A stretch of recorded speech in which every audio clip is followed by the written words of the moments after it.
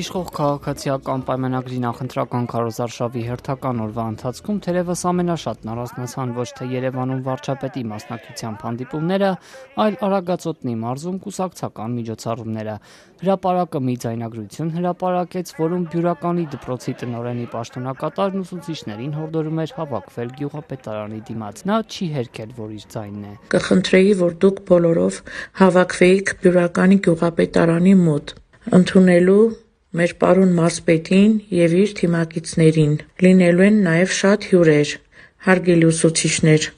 Խնդրում եմ, որ դուք նույնպես ներկա լինեք։ Տնօրենի պաշտոնակատար Վարսենիկ Վարդանյանն ավելի ուշ տեղում հարցազրույց տվեց Նյուզերեմին ու չթաքցրեց, ինքն ու ուսուցիչները եկել են քաղաքացիական պայմանագրի քարոզարշավին։ Հավաքվել ենք, այստեղ է ներկայանալու մեր պարոն մարզպետը եւ իր թիմակիցները։ Եկել են այստեղ քարոզարշավին ընդհանուր մասնակցություն ունենալու, դիմավորելու մեր մարզպետին եւ մեր թիմակիցներին այսպես։ Ուսուցիչներին ես ընդհանրապես որպես մեր լիազոր մարմնի ներկայացուցիչ հրավիրել եմ, որ գան այստեղ անդադ հարցեր է լինում, որպեսզի մարզպետին հանդիպեն եւ իրենց ունեցած հարցերը փոխանցեն մարզպետին։ Ստիպողաբար կամ որևէ այլ միջոց ձեռք չի առնվել։ Քանի որ մենք ապրում ենք այնպիսի պետությունում, որ շատ ազատ է խոսքի եւ գործունեության, այնպես որ որևէ մեկին բոլորս գիտենք, արդեն մեր պետության մեջ ստիպողաբար ոչինչ չի արվում։ Այստեղ կանգնած են 10-ից 15 ուսուցիչ, ովքեր այս իշխանության ժամանակ են ընդունել աշխատանքի, առանց որևէ կոպեկ տալու որևէ մեկին։ Այդ թվում Եվ ես Նախկինում բոլոր ուսուցիչներ ու տնօրենները հազարավոր դոլարներ էին տալի աշխատանքի անցնելու համար։ Նիկոլ Փաշինյանն իր մի շարք ենթականների, կուսակցականների, այդ թվում նաև Երևանի քաղաքապետարանի պաշտոնյաների հետ շրջում էր մայրաքաղաքի Նորմարաշ եւ Քանաքեր Զեյթուն վարչական շրջաններում։ Փաշինյանն այսօր բանավեճերի մեջ չմտավ, քարոզարշավն անցավ արդեն սովորական ձևով։ Քայլեր, սելֆիներ, սրտիկներ, երկու պար ու ճոխ սեղան զուռնա, դհոլի ու ակորդեոնի նվագակցությամբ։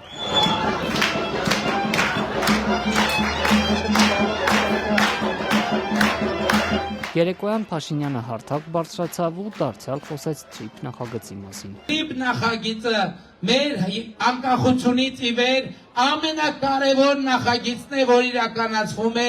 մեր երկրում։ Այն ենթակառուցվածքը, որը իդեմս TRIP նախագծի գործելու է Հայաստանի Հանրապետությունում, դա ըստ էության բարձրացնում է Հայաստանի անվտանգության մակարդակը բոլոր առումներով։ Սխալվելու լիմիտը իրենք վաղուց սպառել են եւ այլևս թույլ չենք տա, որ եւս սխալներ գործեն եւ այդ սխալների գինը տա ժողովուրդը իր կյանքերով, իր բարեկեցությամբ։ Երկրորդ նախագահ Ռոբերտ Քոչարյանի առաջնորդած Հայաստան դաշինքը Երևանի Ազատության հրապարակում հանրահավաք անցկացրեց։ Քոչարյանի ելույթի մի մասը վերջին շաբաթներին Մոսկվայից հնչող սպառնալիքների մասին էր։ Նրա գնահատմամբ Երևանին վերջնագիր են ներկայացրել եւ եթե Փաշինյանի իշխանությունը վերընտրվի, տնտեսական խորը ճգնաժամ կհետևի։ Հավատացեք ինձ, ես գիտեմ ինչ եմ ասում։ Եվ հանուն ինչի այս ամենը։ Հանուն նրան, որ մեկ մարդ ուզում է անպայման պահել իր աթոռը, սոսնջել է իրեն այս աթոռի հետ։ Ես անկեղծ, ես չգիտեմ ինչու մեզ արհեստական սարքում են Ռուսաստանի թշնամի։ Մեզ տանում են Ուկրաինայի այդ ավերություններ բերող միայն ճանապարհը։ Մեզ դա պետք չի, ժողովուրդ ջան։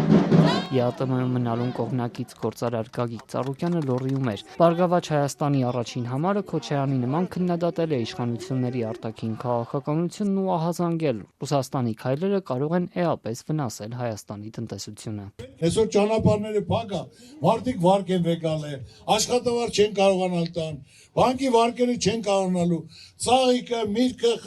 պամիդորը, վարունգը, բիբարը, կալուպնիկը, սա կոնյակը, ասեն, գինին փակել են։ Ինչ է լինելու։ Եվ չեն կարողանալու գնան, դրսում աշխատեն, փող բերեն, այդ 160 միլիոնը գա։ Բացի դա,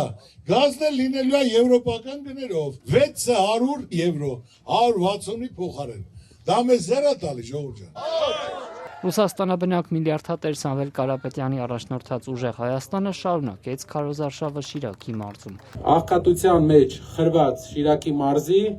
ամենաբազմամարդ գյուղական համայնքների միավորումը Ախուրյան խոշորացված համայնքը ունի զարգացման ծրագիր։